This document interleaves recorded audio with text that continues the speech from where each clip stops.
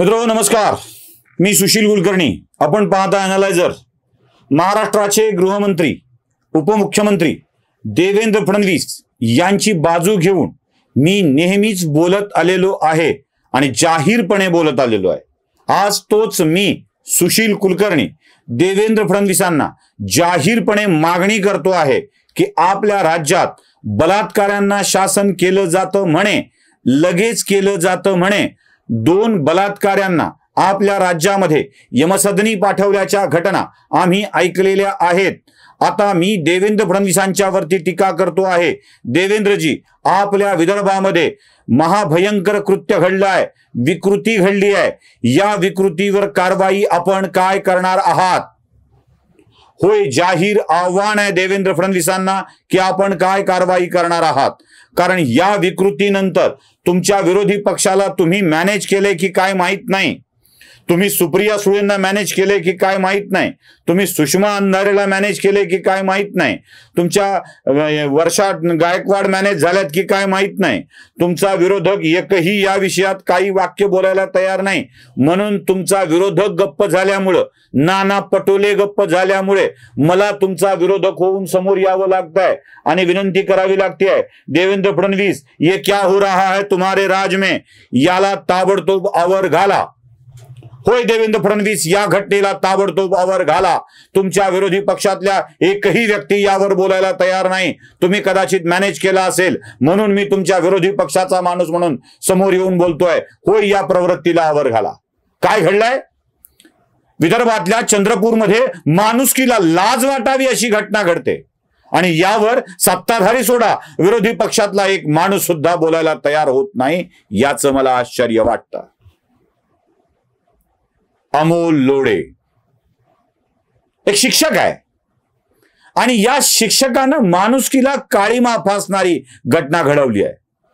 चंद्रपूर जिल्ह्यातल्या एका convent school मधल्या अल्पवयीन 12 वर्षाच्या मुलीवर या नराधमानं अत्याचार केले. अमोल लोढे नाव लक्षात ठेवा. या नराधमानं अत्याचार केलेत. याच्या विरोधात मंगळवारी पोलीस ठाण्यात तक्रार दाखल झाली आणि तक्रार दाखल झाल्यानंतर तक्रार दाखल करणाऱ्या मंडळींना, तिच्या आई वडिलांना धमकी दिली जाते. हे माझ्या मंच सांगत नाहीये. हे माझ्या मंच सांगत नाहीये. ही बातमी छोटीशी लोकमत या वृत्तपत्रात छापून आली आहे, ती तुम्हाला दाखवतो, ते बघून घ्या. या बातमीत तुम्हाला कळेल की ही घटना घडली आहे. 2 लाईनची बातमी एबीपी देतो. 2 लाईनची बातमी. चंद्रपुरात घटना घडली आहे अशा स्वरूपाची बातमी. देवेंद्र फडणवीस बातम्या मॅनेज करताय की काय? बदलापूरच्या बातम्यांना केवढी मोठी प्रसिद्धी दिली गेली होती आणि आता मात्र या बातम्या मॅनेज करून काय चाललंय फडणवीस आपल्या राज्यामध्ये, जरा स्पष्ट व्हायला पाहिजे. आता मी तुम्हाला ती बातमी विस्ताराने देतोय, विस्ताराने. कारण फडणवीसांचा माणूस नाही हे सिद्ध व्हायला पाहिजे म्हणून ती बातमी विस्ताराने देतोय. मंडळी, चंद्रपूर जिल्ह्यामध्ये एक कॉन्व्हेंट स्कूल आहे. या कॉन्व्हेंट स्कूलमध्ये शिकवणारा अमोल लोढे नावाचा एक विकृत शिक्षक. या विकृत शिक्षकानं एक्स्ट्रा क्लासच्या बहाण्यानं या मुलीला बोलावलं आणि तिच्यावर अत्याचार केले. अत्याचारानंतर ही मुलगी आईवडिलांकडे गेली. आईवडिलांनी पोलीस ठाण्यात तक्रार दाखल केली आणि तक्रार दाखल केल्यानंतर पुन्हा हा अमोल तिच्या आईवडिलांना धमकी देतो, तक्रार कराल तर खबरदार. अरे, कायद्याचं राज्य आहे. फडणवीसांच्या कायद्याचं राज्य आहे का अजून कोणाचं राज्य आहे? आणि एवढा सगळा प्रकार होऊन फडणवीसांनी मॅनेज केल्याप्रमाणे सुषमा अंधारे गप्प, सुप्रिया सुळे गप्प, नाना पटोले गप्प, विजय वडेट्टीवार गप्प. एवढे का गप्प बसलेत? जरा कळलं पाहिजे. हे गप्प बसण्याचं कारण सुद्धा तुम्हाला सांगतो मित्र हो. हा अमोल लोढे नावाचा माणूस चंद्रपूर जिल्हा युवक काँग्रेसचा प्रमुख आहे, अध्यक्ष आहे.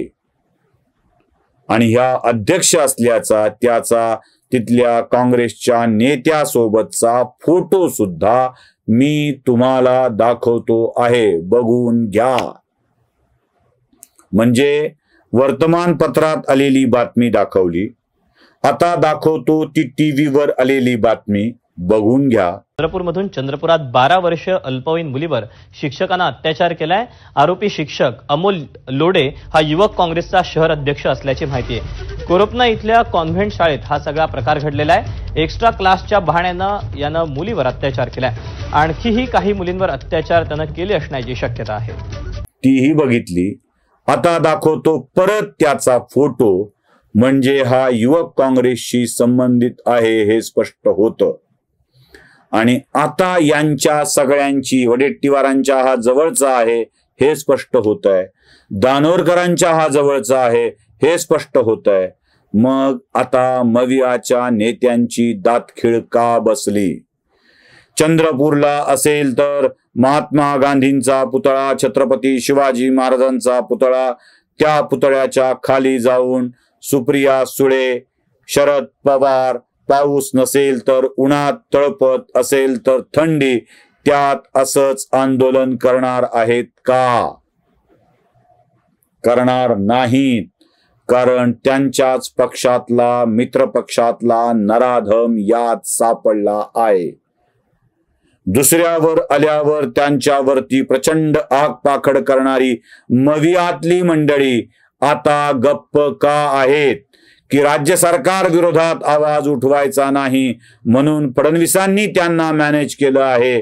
या प्रश्नाचं उत्तर नक्कीच द्यावं. नमस्कार.